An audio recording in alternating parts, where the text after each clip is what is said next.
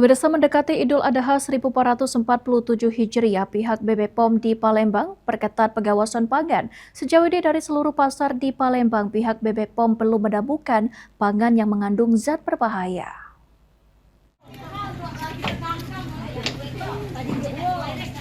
Momen mendekati Idul Adha 1447 Hijriah tahun 2026 ini, pihak BPOM Palembang terus melakukan pengawasan peredaran pangan.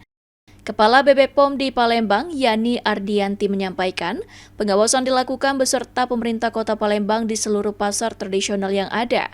Selain itu, pengujian sampel produk pangan juga digencarkan, dan hingga saat ini BPOM di Palembang sudah melakukan pengujian pada 21 sampel, dan dari pengujian tersebut tidak ada yang mengandung formalin, boraks, maupun metanil yellow.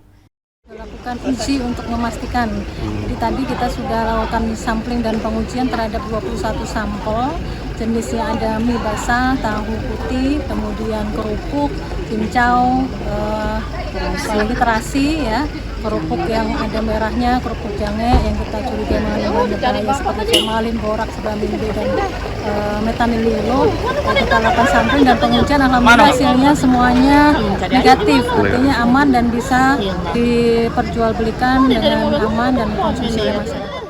Menurut Yani, meski pengujian dan pengawasan sudah dilakukan di seluruh pasar Kota Palembang, seperti Pasar Tujuh Ulu, Pasar Padang Selasa, Kilometer 5, dan lainnya, namun BPOM masih akan melakukan pengawasan berulang agar pangan yang beredar di masyarakat tetap aman.